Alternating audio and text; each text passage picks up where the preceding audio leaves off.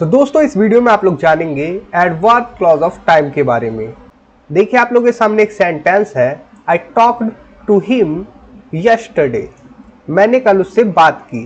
तो यहाँ पर ये जो यस्टरडे है ये टाइम को बता रहा है और ये क्या है, ये एडवर्ब है। लेकिन ये एडवर्ब क्लॉज तो नहीं है। अगर हम इसी सेंटेंस को कहें I talk to him last night, अगर हम इस प्रकार से बोले I talk to him last night, तो यहाँ पर ये जो लास्ट नाइट है ये एक फ्रेज हो गया। वो भी कौन सा phrase, adverb, adverb phrase of time. ठीक, सिंगल वर्ड है तो वो एक एडवर्ब है और एक से अधिक वर्ड है तो वो एडवर्ब फ्रेज ऑफ टाइम हो गया। ठीक, जो कि समय के बारे में ही बता रहा है। अगर हम कहें I talk to him before he went to sleep, ठीक है। अगर हम ये कहते हैं I talk to him before he went to sleep, मैंने उससे कल बात की उसके सोने से पहले, ठीक है, उसके सोने जाने से पहले मैंने उससे बात की, ये सेंस है यहाँ पर। और ये जो है ये एक क्लॉज है, वो भी कौन सी clause, adverb clause of time. यहाँ पर आप चाहे तो कर दे लास्ट नाइट, कल रात, ठीक है, कल रात उसके सोने जाने से पहले मैंने उससे बात की। एडवर्ब क्लॉज ऑफ टाइम, ये यहाँ से यहाँ तक एडवर्ब क्लॉज ऑफ टाइम है जो कि समय के बारे में बता रहा है। ये जैसे एक सिंगल वर्ड है, जैसे ये बता रहा है टाइम के बारे में, उसी प्रकार से ये पूरा जो जुमला दिख रहा है ये भी टाइम के बारे में ही बता रहा है। अगर आप सवाल करें कि कब बात की मैंने उससे, जैसे कि आई टॉक टू हिम, मैंने उससे बात की, कब की, तो ये पूरा का पूरा जुमला बता रहा है कि इस समय की, मतलब कि before he went to sleep last night, उसके सोने जाने से पहले कल रात मैंने उससे बात की। अब मैं आप लोग को बताता हूँ कि कुछ वर्ड्स होते हैं जिनसे हम एडवर्ब क्लॉज ऑफ टाइम को बनाते हैं। जैसे कि यहाँ पर ये बिफोर है, इसी प्रकार से कुछ और भी वर्ड्स हैं जिनकी मदद से हम एडवर्ब क्लॉज ऑफ टाइम बना सकते हैं। लेकिन उससे पहले मैं आप लोग को दिखाना चाहता हूँ कि क्लॉज क्या होती है। तो क्लॉज, जैसा कि मैंने आप लोग को पहले भी बता दिया पिछली वीडियो में, क्लॉज इज इक्वल टू, मतलब एक सब्जेक्ट भी हो सकता है और एक वर्ब भी। ये भी एक क्लॉज है। ये कौन सी क्लॉज होगी, ये मेन क्लॉज कहलाएगी, ठीक है। और सेकंड क्लॉज इस प्रकार से हो सकती है, क्लॉज इज इक्वल टू कोई कंजक्शन होगा, ठीक है, कोई कंजक्शन, उसके बाद सब्जेक्ट, उसके बाद वर्ब, ठीक है। जैसा कि यहाँ पर है बिफोर ही वेंट, ठीक, कंजक्शन बिफोर, सब्जेक्ट ही, वेंट वर्ब, ठीक है। और ये जो क्लॉज होगी इसे हम बोलते हैं सबऑर्डिनेट क्लॉज, मतलब कि आश्रित क्लॉज, जो कि अपने मीनिंग को पूरा नहीं कर पाएगी विदाउट मेन क्लॉज, ठीक है। बिना मेन क्लॉज के ये अपने आप को पूरा नहीं कर सकती। जैसे कि before he went to sleep last night, उसके सोने जाने से पहले कल रात, क्या ये अपने आप में पूरा है, नहीं है। उसके सोने जाने से पहले कल रात क्या हुआ, आई टॉक टू हिम, मैंने उससे बात की, यहाँ पर ये मेन क्लॉज है। तो इसकी ज़रूरत पड़ती है मेन क्लॉज की सबऑर्डिनेट क्लॉज को, ठीक है। ये आश्रित क्लॉज है और इसे डिपेंडेंट क्लॉज भी कह सकते हैं। एडवर्ब क्लॉज ऑफ टाइम को जानने से पहले थोड़ा सा आप लोग को ये समझ लेना होगा कि एडवर्ब का काम क्या होता है। एडवर्ब के काम है, जैसे कि एग्जाम्पल है, सी रन्स फास्ट, वो तेज दौड़ती है। तो यहाँ पर ये जो फास्ट है ये रन को मॉडिफाई कर रहा है, कैसे दौड़ती है, फास्ट, दौड़ना कैसा है, फास्ट है, ठीक है। तो यहाँ पर ये जो फास्ट है ये एडवर्ब है जो कि एक वर्ब को मॉडिफाई कर रहा है, ठीक। अब देखिए सी रन्स, ये मैं एडवर्ब का काम दिखा रहा हूँ आप लोगों को, ठीक, वेरी फास्ट, सी रन्स वेरी फास्ट। अब यहाँ पर देखिए ये भी एडवर्ब है और फास्ट भी एडवर्ब है। यहाँ पर ये जो वेरी है ये फास्ट को ही मॉडिफाई कर रहा है कि सी रन्स फास्ट, वो तेज दौड़ती है, लेकिन वो बहुत तेज दौड़ती है, तो वेरी यहाँ पर बहुत का काम कर रहा है जो कि दूसरे एडवर्ब को मॉडिफाई कर रहा है। तो क्या कर सकता है एडवर्ब, एक तो वर्ब को मॉडिफाई कर सकता है और सेकंड अपने ही तरह दूसरे एडवर्ब को भी मॉडिफाई कर सकता है। ठीक है, और थर्ड एग्जांपल देखिए, सी इज वेरी ब्यूटीफुल। यहाँ पर वेरी एडवर्ब है और ब्यूटीफुल एक एडजेक्टिव है, और यहाँ पर ये जो एडवर्ब है ये एडजेक्टिव को मॉडिफाई कर रहा है उससे पहले आकर, कि सी इज वेरी ब्यूटीफुल। वो सुंदर तो है, लेकिन उसकी सुंदरता कैसी है, बहुत सुंदर है, वो बहुत सुंदर। तो यहाँ पर ये जो वेरी है ये बहुत को शो कर रहा है, मतलब कि ये ब्यूटीफुल की और भी तारीफ कर रहा है। ठीक है, सुंदर तो है लेकिन बहुत। तो ये होते हैं एडवर्ब के काम। वो एडजेक्टिव को मॉडिफाई कर सकता है, किसी वर्ब को मॉडिफाई कर सकता है, किसी दूसरे एडवर्ब को मॉडिफाई कर सकता है। और एडवर्ब क्लॉज क्या होती है, अब ये जान लीजिए। एडवर्ब क्लॉज, एडवर्ब क्लॉज क्या होती है, एडवर्ब क्लॉज होगी जिसमें एक सब्जेक्ट होगा और एक वर्ब होगी। ठीक है, और उससे पहले एक सबऑर्डिनेट कंजक्शन होगा। एडवर्ब क्लॉज होने के लिए कंजक्शन, एक सब्जेक्ट, एक वर्ब होना जरूरी है। तो देखिए मैं आप लोग को एक और चीज बता दूं, यहाँ पर कंजक्शन, उसके बाद सब्जेक्ट, उसके बाद एक वर्ब। ठीक है, इससे एक क्लॉज बन जाती है, वो भी डिपेंडेंट क्लॉज, जो आश्रित वाली क्लॉज होती है, जो मेन क्लॉज पर निर्भर करेगी, वो क्लॉज इससे बनती है। ठीक है, इस स्ट्रक्चर से एक कंजक्शन, एक सब्जेक्ट, एक वर्ब। और वो नाउन क्लॉज भी हो सकती है अगर नाउन की तरह काम करे, वो एक एडजेक्टिव क्लॉज भी हो सकती है अगर एडजेक्टिव की तरह काम करे, और वो एक एडवर्ब क्लॉज भी हो सकती है अगर वो एडवर्ब की तरह काम करे। तो ये जो स्ट्रक्चर है इसके लिए ये जरूरी है कि ये एडवर्ब की तरह काम करे। ठीक है, तभी तो ये एडवर्ब क्लॉज होगी। तो एडवर्ब क्लॉज का क्या काम होता है, ये टाइम दिखाएगी, तो ये एडवर्ब क्लॉज है।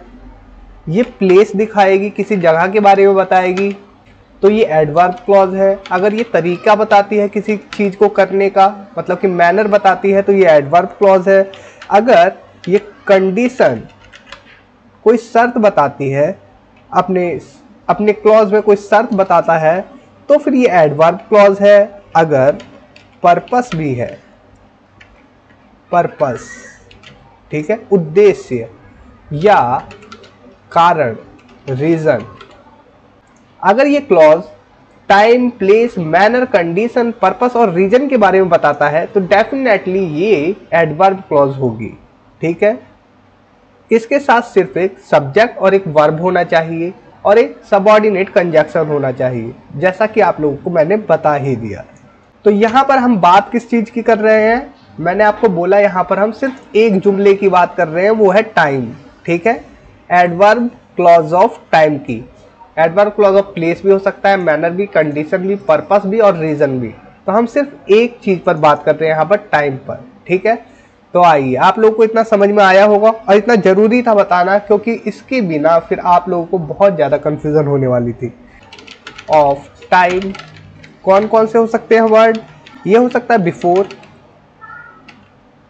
ठीक है, से पहले, आफ्टर के बाद, व्हेन या फिर व्हेनेवर। ठीक है, इनका यूज मैं आप लोग को बताऊंगा किस प्रकार से करना है। ठीक है, अनटिल या फिर टिल, मतलब तक।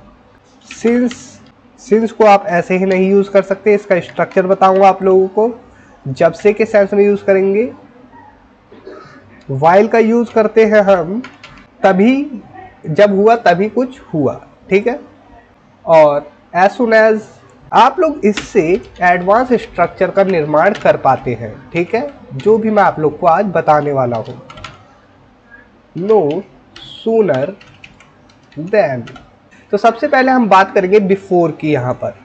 तो बिफोर, अगर मैं बोलूं I had talk to him, मैंने उससे बात की थी या बात की, before he went to sleep, उसके सोने जाने से पहले मैंने उससे बात की थी, ऐसा सेंस है। ठीक, अब हम इसी सेंटेंस को अगर ये बता देते हैं आई टॉक टू हिम, दोनों क्लॉज को हाँ अगर हम पास्ट में रख देते हैं तो क्या इसमें कुछ हो जाएगा। देखिए आई टॉक टू हिम, मैंने उससे बात की before he went to sleep, उसके सोने जाने से पहले। ठीक है, वो सोने गया उससे पहले मैंने उससे बात की। तो आप लोगों ने सुना होगा कि पास्ट परफेक्ट का यूज करना चाहिए जो भी काम पहले हुआ हो। ठीक है, उसमें तो यहां पर पहले क्या हुआ है, आई टॉक टू हिम, मैं उससे बात कर चुका था।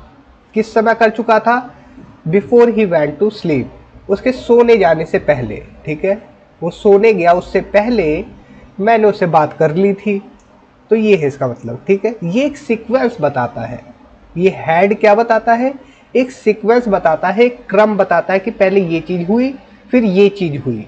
ठीक है, मैंने उससे पहले उससे बात कर ली, तो ये एक सीक्वेंस बता दे रहा है, क्रम बता दे रहा है। ठीक है, सिर्फ इतना ही अंतर है। और ये देखिए यहाँ पर I talk to him before he went to sleep, मैंने उससे बात की उसके सोने जाने से पहले। तो यहाँ पर ये दोनों सेंटेंसेस, ठीक है, ये वाला और ये वाला दोनों सेंटेंस ही सिंपल पास्ट में है। और मैं आप लोगों को बताऊं कि ये वाला ज़्यादा यूज़ किया जाता है। ये वाली जो क्लॉज है ये सिंपल भी होती है और इजीली कन्वे कर सकते हैं हम अपने थॉट्स को किसी के सामने। लेकिन अगर आप लोग को अपनी बात पर जोर देना है और बताना है एक सीक्वेंस बिल्कुल सही तरीके से, अगर आप लोग को अपनी बात को सीधे तरीके से बता देना है बस, जैसे I talk to him before he went to sleep, तो ये बहुत ही ज़्यादा आसान तरीका है कि दोनों सेंटेंस को आप सिंपल पास्ट में ही रखें। दोनों ही बेटर है, दोनों ही ग्रामर के अनुसार सही है। ठीक है, दोनों स्ट्रक्चर। तो इतना क्लियर हुआ होगा आप लोगों को। देखिए एक और एग्जांपल देता हूं, he pack his lunch, he had packed his lunch, उसने अपना लंच पैक कर लिया था before he left for work, काम के लिए निकलने से पहले या काम पर जाने से पहले उसने अपना लंच पैक कर लिया था। ये सेंस है। ठीक है, ये एडवर्ब क्लॉज ऑफ टाइम है, ये आप लोगों को पता है ना। कंजक्शन से शुरू हो रही है, वो भी सबऑर्डिनेट कंजक्शन से। ये सभी के सभी जितने भी मैंने लिखे हैं ये सभी सबऑर्डिनेट कंजक्शन से। आफ्टर, ठीक है, तो आप इसे सिंपल पास्ट में बनाएं चाहे प्रेजेंट परफेक्ट में। ये जो क्लॉज है बिफोर वाली क्लॉज आप लोग सिंपल पास्ट में ही रखेंगे, ये याद रखना, इसे मत कर देना आप लोग। ठीक है, इसे आप पास्ट परफेक्ट में नहीं कर सकते, नहीं तो आपका सेंटेंस बिल्कुल ही बेकार हो जाएगा, गलत हो जाएगा।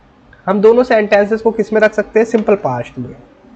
ठीक है, ये सिंपल तरीका है बोलने का, ये सीक्वेंस बाय बताने का तरीका है। जब हम पास्ट परफेक्ट और सिंपल पास्ट का यूज कर रहे हैं, जब हम दोनों सेंटेंस सिंपल पास्ट में बता रहे हैं, सीधा और सरल तरीका है अपनी बात को व्यक्त करने का। ठीक है, बस इतना ही अंतर है और ज़्यादा अंतर नहीं। और यहाँ पर अगर आप ये कर देते हैं कि he had before he had left for work, फिर ये सेंटेंस गलत हो जाएगा, क्योंकि यहाँ पर ये चीज़ पहले हो चुकी थी तो उसे लंच पैक ही कब किया। अगर वो काम के लिए निकल चुका था तो उसका लंच कैसे पैक हो गया। ठीक है, ये सेंस हो जाता है। तो इतना क्लियर है। अब देखिए आफ्टर मतलब के बाद, जैसे मैं कहूं आफ्टर, ठीक है, after the rain had stopped we played the match, we played the match, हमने मैच खेला। कब खेला, आफ्टर रेन हैड स्टॉप, बारिश बंद होने के बाद हमने मैच खेला। इसका ये मतलब है जब हम यहाँ पर हैड प्लस वर्ब की थर्ड फॉर्म का यूज कर रहे हैं तो ये बता रहा है कि ये काम पहले हो चुका था, बारिश खत्म हो चुकी थी। ठीक है, बारिश बंद हो चुकी थी। After the rain had stop, बारिश बंद हो चुकी थी। वी प्लेड द मैच, हमने मैच खेला। ठीक है, तब आप इसे चाहे तो सिंपल पास्ट में ही बना दें दोनों क्लॉज को, तो भी सही है। मतलब कि बारिश बंद होने के बाद, क्योंकि हम आफ्टर का नहीं यहाँ पर यूज कर रहे हैं, मतलब के बाद, बारिश बंद होने के बाद वी प्लेड द मैच, हमने मैच खेला। अब क्लॉजेस को इधर से उधर कर सकते हैं, जैसा कि मैंने पहले भी बता रखा है आप लोगों को। देखिए इस प्रकार से कर सकते हैं, ये वाली क्लॉज इधर कर दी, ये वाली क्लॉज इधर, तो भी सेंटेंस का मीनिंग तो सेम ही रहेगा। ठीक, we played the match after the rain stopped, या हैड स्टॉप कर सकते हैं। ठीक, सिंपल पास्ट का यूज करें या फिर पास्ट परफेक्ट का यूज करें, डिपेंड करता है आपके राइटिंग और आपकी स्पीकिंग पर। तो देखिए यहां पर ये कौन सी क्लॉज है, एडवर्ब क्लॉज ऑफ टाइम। ठीक है, अगर हम बोले वी प्लेड द मैच, हमने मैच कब खेला, आफ्टर द रेन स्टॉप, बारिश बंद होने के बाद। He went to bed, he went to bed, वो सोने चला गया। आफ्टर, ही हैड का यूज कर लेते हैं पास्ट परफेक्ट का, या फिर सिंपल पास्ट का भी यूज कर सकते हैं, मर्जी है। द प्रोजेक्ट, ठीक, सबऑर्डिनेट क्लॉज, और सबऑर्डिनेट क्लॉज कौन सी, एडवर्ब ऑफ टाइम क्लॉज। ठीक, ही वेंट टू बेड, वो सोने चला गया। After he had finished the project, project को पूरा करने के बाद।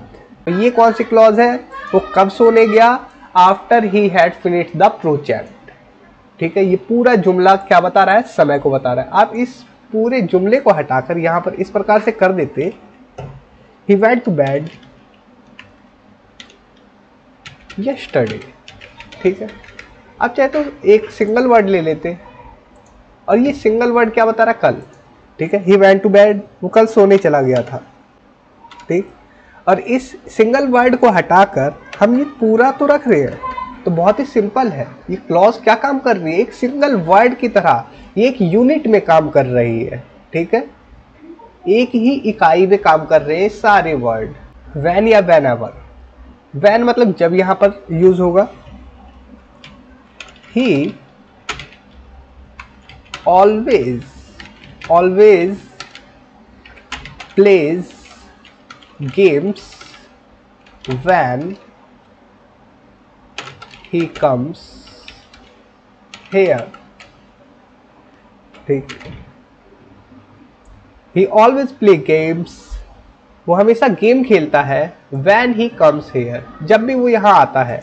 अगर हम पूछे वो कब गेम खेलता है, when he comes here, जब वो यहाँ आता है। तो ये क्या है, एडवर्ब क्लॉज ऑफ टाइम, क्योंकि इसमें कंजक्शन भी है, सब्जेक्ट भी है और वर्ब भी है। तो इतना आप लोग को अब अच्छे से समझ में आ गया होगा। ठीक, अब देखिए एक और सेंटेंस व्हेनेवर से लेते हैं।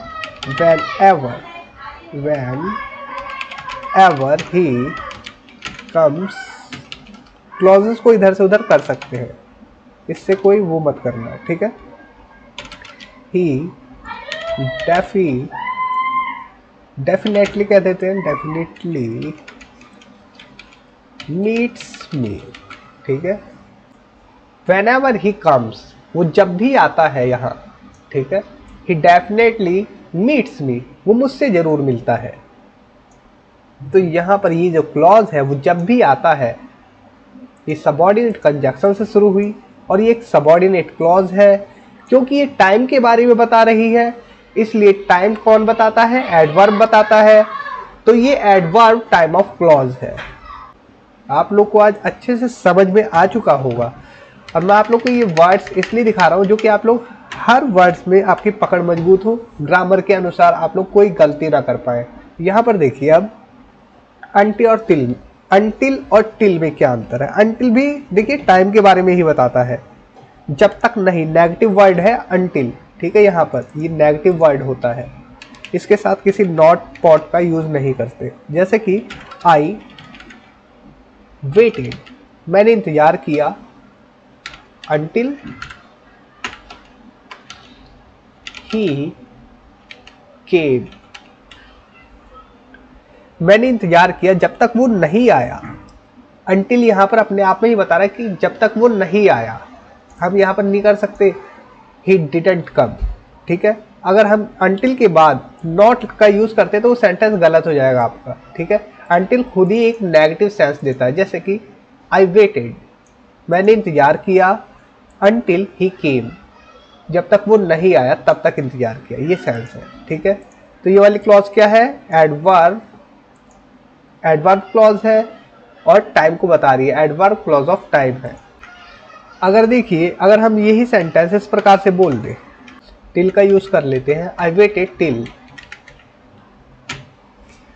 Till he came, I waited मैंने इंतजार किया, टिल ही केम, उसके आने तक। दोनों का मीनिंग सेम रहता है।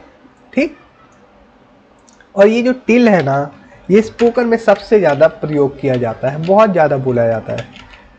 तो स्पोकन इंग्लिश के लिए आप इसे यूज़ कर सकते हैं टिल को, अनटिल की जगह आप टिल का यूज़ ज़्यादा करते हैं स्पोकन इंग्लिश में। ठीक, बस इतना अंतर है और कोई अंतर नहीं है इनमें। और ये एक नेगेटिव वर्ड है जिसके साथ नॉट नहीं आता, बस इतना याद रखना। ठीक, अभी देखिए सिंस, इसमें आप लोग को एक जुमला याद रखना है, जैसे कि हम इसका यूज़ करते हैं, तो ये स्ट्रक्चर आपको याद रखना पड़ेगा जब आप सिंस का यूज़ करें। ठीक, जब से के सेंस में, यहाँ पर सिंस का क्या मतलब होगा, जब से, क्योंकि ये टाइम को बताएगा। देखिए, तो अगर मैं कहूँ सिंस ही स्टार्टेड वर्किंग, जब से उसने काम करना शुरू किया, ही हैज अर्नड मनी, उसने पैसे कमाए हैं। ही हैज अर्नड मनी, उसने पैसे कमाए हैं, कब से, जब से उसने काम करना शुरू किया। सिंस ही स्टार्टेड वर्किंग, जब से उसने काम करना शुरू किया, ही हैज अर्नड मनी, उसने पैसे कमाए हैं। तो ये वाली जो क्लॉज है ये एडवर्ब क्लॉज ऑफ टाइम है, क्योंकि ये समय के बारे में बता रही है। उसने पैसे कब से कमाए हैं, तो ये है, ये जो जुमला है तब से कमाए हैं। सिंस ही स्टार्टेड वर्किंग, जब से उसने काम करना शुरू किया। देखिए, ही हैड नोन हर, वो उसे जानता था। आई, सिंस, वह उसे जानता था, सिंस आई, ऐसे भी कर देते, क्या फर्क पड़ता है, आई वॉज अ चाइल्ड। ठीक है, यहाँ पर क्या बात हो रही है, he had known her since I was a child, जब से मैं बच्चा था। ठीक है, जब से मैं बच्चा था वो बंदा उस स्त्री को जानता था। ठीक है, ऐसा मैं कहना चाह रहा हूँ सिंस का यूज करते हुए।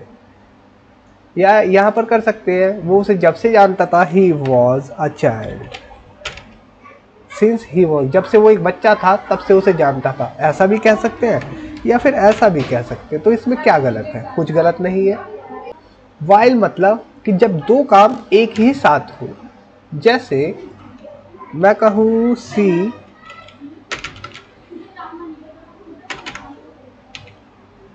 लिसन टू म्यूजिक,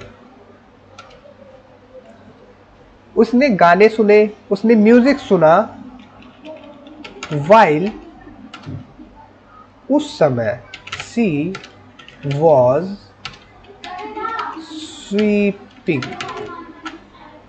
जब वो झाड़ू लगा रही थी, झाड़ू लगाते हुए उसने म्यूजिक सुना, ये सेंस है इसका। ठीक है, she listen to music while she was sweeping, झाड़ू लगाते हुए उसने म्यूजिक सुना। तो यहां पर ये क्लॉज कौन सी है, एडवर्ब क्लॉज ऑफ टाइम है। उसने म्यूजिक कब सुना, वाइल सी वॉज स्वीपिंग। ठीक, अब आप लोगों के सामने सिर्फ ये तीन बचे हैं। ठीक, देखिए, और इन तीनों का ही यूज, जैसे कि एज सुन एज, जस्ट, या फिर जस्ट एज। तो देखिए यहाँ पर इन तीनों का ही use, as soon as, just as and no sooner than, इन तीनों का यूज करते हैं जब एक काम होने के तुरंत बाद दूसरा काम हो जाए, तब हम इन तीनों का यूज करते हैं। जैसे एग्जांपल देता हूं आप लोग को, ये भी टाइम ही दिखाते हैं, जैसे कि as soon as the bell rang, जैसे ही घंटी बजी, the students came out of the class, जैसे ही घंटी बजी बच्चे कक्षा के बाहर आ गए। ठीक है, बाहर निकल गए कक्षा से। तो कब निकले बच्चे? जैसे ही घंटी बजी। ठीक है, तो यहां पर हमने एज सुन एज का यूज किया। अब यहीं पर हम चाहे तो जस्ट एज का यूज कर ले, जैसे कि हम इस प्रकार से कर दें किसी सेंटेंस को। देखिए, just as the bell rang see student, sorry यहाँ पर सी स्टूडेंट्स हो गया है, द स्टूडेंट है ये। ठीक है, अच्छा हुआ मैंने देख लिया, नहीं तो आप कमेंट बॉक्स में लिखते कि सर आपने सी लिख दिया था। तो जैसा कि मैंने बताया, नो सूनर देन का भी यूज इसी प्रकार से होता है, लेकिन यहाँ पर ध्यान देना। देखिए, मैं नो सूनर का एक सेंटेंस बनाता हूँ, नो सूनर। ठीक है, डिड, यहाँ पर नो सूनर के बाद एक हेल्पिंग वर्ब आएगा जरूर। ठीक है, did I arrive home, according to tense helping verb आएगा। जैसे प्रेजेंट की बात है डू डज का यूज होगा, पास्ट की बात है डिड का यूज होगा, इस प्रकार से। ठीक, मतलब कि जो सा भी टेंस है, परफेक्ट की बात है हैड का या हैज का, इस प्रकार से यूज होगा। ठीक है, no sooner did I arrive home then it started, no sooner did I arrive home than it started raining। तो ये वाली जो क्लॉज है ना, no sooner did I arrive, इसे हम सबऑर्डिनेट क्लॉज कहेंगे। ठीक है, मेरे घर पहुंचते ही। और इस वाली क्लॉज को हम मेन क्लॉज के रूप में देखते हैं, ये भी याद रखना। आप कहेंगे ये तो देन से स्टार्ट हो रहा है। हाँ, बेशक ये देन से स्टार्ट हो रहा है, लेकिन इसे हम मेन क्लॉज समझते हैं। No sooner had he finished his meal, मतलब कि जैसे ही वो अपना खाना खत्म कर चुका था, जैसे ही वो अपना खाना खत्म कर चुका था या समाप्त किया, देन, सॉरी यहाँ पर कोई भी वो नहीं आएगा, क्या कहते हैं उसे, कोमा नहीं आएगा, देन का यूज करेंगे। ठीक है, देन द फोन रैंग। ठीक, वैसे ही फोन बज उठा। जैसे ही उसने अपना खाना समाप्त किया था, वैसे ही फोन बज उठा। ठीक है दोस्तों, इस वीडियो में इतना ही। उम्मीद करता हूँ ये वीडियो आप लोग के लिए हेल्पफुल होगी और आप लोगों ने इस वीडियो से काफ़ी कुछ सीखा होगा।